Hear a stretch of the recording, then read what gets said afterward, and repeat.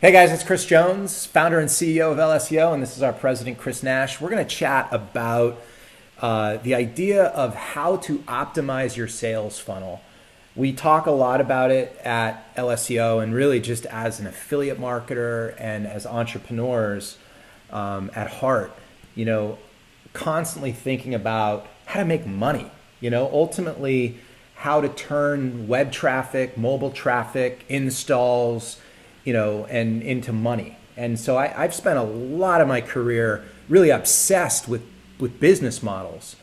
And I think a lot of it comes back to this idea of the sales funnel. So we're going to chat about what we think is often neglected, what we see being neglected as it relates to our own clients. Like, we're really good at generating web traffic and generating leads, but the part of the sales funnel that's often neglected is what happens after you get the lead.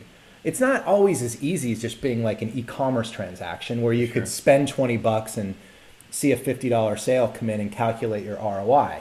It's often like a name, an email, a phone number. Maybe you capture, someone's budget or some other data, but ultimately what you do with that lead after you get it is the difference between entrepreneurial success and crushing it in business and wondering why it's not working. By the way, one other thing is, one of the most contagious things in digital marketing is when you try to do it yourself and you conclude too early it doesn't work. No. You never worked up enough of a sweat. You never thought through what happens with that lead after you get it. Oh, I paid too much for the lead, so I paused my account. So Kris and I are going to chat with you really quick about this sort of post-lead strategy that we use here. So let's go ahead and dive into it. I think we can use an example from the way that we go after our own business at LSEO. We basically drink our own Kool-Aid, and we actually have Kool-Aid meetings here with the staff that works on those accounts. And the idea behind it is we're driving leads in the door, and as Kris said, what do you do with that lead after it comes in? So we have an entire process that we've built in-house here with a certain number of touches that every lead gets. So we have minimums behind that as well. So when a lead comes in the door, it has to be communicated with within 15 minutes. And we're actually frustrated if it takes a full 15 minutes to get back to that lead. That's just one example of something. So speed is critical. Speed is absolutely critical. Ask yourself, how long does it take? And the longer it takes, the less likely it is that you're going to convert it into coin. So I think that's one of the first things that you should be thinking about. The second is the quality and the quantity of touches that you're going to deliver. What does a touch mean? It's really a follow-up. Exactly. It's the number of follow-ups you deliver. So if you get a phone number and you get an email address, if you call that lead right out of the gate and you email them, there's 2 touches. If you follow up with a video that you've done, or you send them a piece of educational material, maybe you have a quick bullet point list of the services you offer, or five pain points for your business, or 5 reasons you should take a vacation if you're selling some kind of vacation service, for example. There's literally an infinite quantity of things you could be sending that potential lead or that potential client. One of the Bibles that we have here, and I've recommended it in videos that I've done and when people ask me for tips on books, but it's a book called The Ultimate Sales Machine by Chet Holmes. And what Chet says in that book, and we've ingrained it into our culture, is that most sales are lost due to poor, wimpy, inadequate follow-up. He also goes on to say that you shouldn't even expect a desired response to your follow-ups until at least the 7th follow-up, the 7th touch. Yep. And so a lot of salespeople, a lot of organizations will sit on a lead, send out an email, not get a response, and then basically push it aside and say, that it didn't convert. Where, at least for LSEO, where we're trying to make a difference in the growth of our business, and by the way, we're talking from experience here. I mean, we've grown our business over 100% here over the last 12 months, is really trying to make the difference after we get the lead and following up really aggressively. One other quick thing is buy that book, but not everyone's a salesperson, and not everyone feels comfortable being aggressive after you get that lead. But I'll just leave you with the fact that you really have no choice. If you want to get the best return on your investment, remember, we're a digital marketing agency, so you're going to have to pay us. If it's paid, you're going to have to pay Google or pay Facebook for that lead. That lead is everything. And don't calculate your ROI too soon.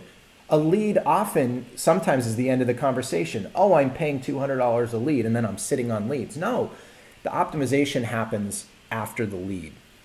And just as an extension of that too, if you think about the fact that you're spending dollars to bring that lead in, an important consideration too is figuring out what that lead might be worth to you so you know what investment to make up front. Part of that investment might literally be reaching out 30 times. We don't give up on a lead here until we have a certain threshold. Depending on the style and quality of lead that's come in, we expect to try to reach out to that person 30 times in some instances before we get a close. And we have literally hundreds of examples where we've gone back through our full set of leads as far back as the origin of the company, and we reached out to prospects in the past who were 2 years old and still brought them into the business because they've been on our newsletter, or we've sent them a piece of educational content, or we just checked in with them a year and a half later after having a regular communication with them early on, even if they told us no.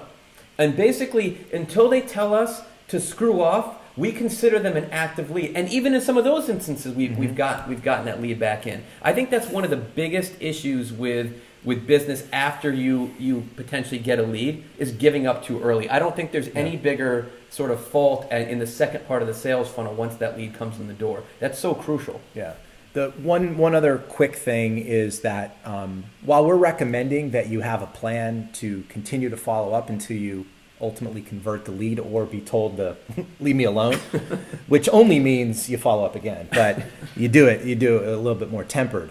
But the point is like you have to think about being creative with regard to the follow-ups. I mean, you've probably heard of or read the book, is it Jab, Jab, Jab, Right Hook by Gary Vaynerchuk, where he talks about, digital marketing's different. You have to give, and cut then through the ask, noise. Yeah. then ask. So a lot of the follow-ups that we utilize are fun, they're novel, they're educational, they're value added, and it's not us saying bye, bye, bye. It's more about us building a relationship, building a sense, communicating a sense of humor and the fact that we're going to work really hard on behalf of that lead in order to not only win their business, but to keep their business. So. Part of that, too, is just bringing value to the lead and actually thinking about what they might want before we decide what we want as an organization. Usually those things are in perfect synergy because if we're delivering value, generally speaking, it's behind the knowledge that we already have, and inevitably we just have the confidence that we know we're going to bring value to the table, so we try to instill that in the leads that come in the door, and then we have the assumption that we're going to get the business because we truly believe in what we do. But beyond that, I think just the first step is actually having a process in place for what you do when that lead comes in the door. So whether it's an email drip campaign, which should still count in the number of touches that go out, whether it's calling that prospect up the phone. Another thing too, just you can't be afraid to pick up the phone. I mean, to have that one-on-one and try to get the potential lead on the phone, and don't give up just because you left one email or one phone number. You've got to go at it. Especially when you start to market your services like this and you start to generate leads, you're going to bring more volume in the door. So you want to qualify that lead right away and see if it's worth your time. And once you understand that, you go after them with what Chet Holmes calls PhD, which is basically pig-headed discipline and determination. You do not give up. The last two things are, first, attribution. So where are the leads coming from? And sometimes you might have, multiple explanations for how a lead came in. So maybe they saw you on a paid search ad, and then you got them with an email marketing campaign. So you really want to understand the attribution of where the lead came from. Source, basically. The source. And then finally, once you have that, I like that you said, don't get lazy, pick up the phone. Depending on how sophisticated your marketing is, there's really two different ways of looking at it. Multi-channel marketing, or what's called omni-channel marketing. But once you have, say, an email, you could then email market to them. You could then set up what's called an audience campaign on Facebook or Google, and then start showing them ads and start specifically communicating with them as someone who's in a late stage part of your sales funnel. You could send direct mail pieces if you're capturing addresses, and otherwise just kind of put together a holistic campaign to try to win that lead. That, by the way, and if you're hiring a company like LSEO, you're paying for that lead. Or if you're managing yourself and you're sending money to Google or Facebook. So, I mean, this is a really important topic. We could bring this up in later videos that we're doing. We just wanted to kind of get you thinking about how often really we start calculating the ROI too soon, and that really where we all need to be investing more of our money is what we do with that lead after it comes in, and what standards and expectations do we have to turn that lead into a transaction or a client. For sure. All right. Thanks, guys. Appreciate your time. Thank you.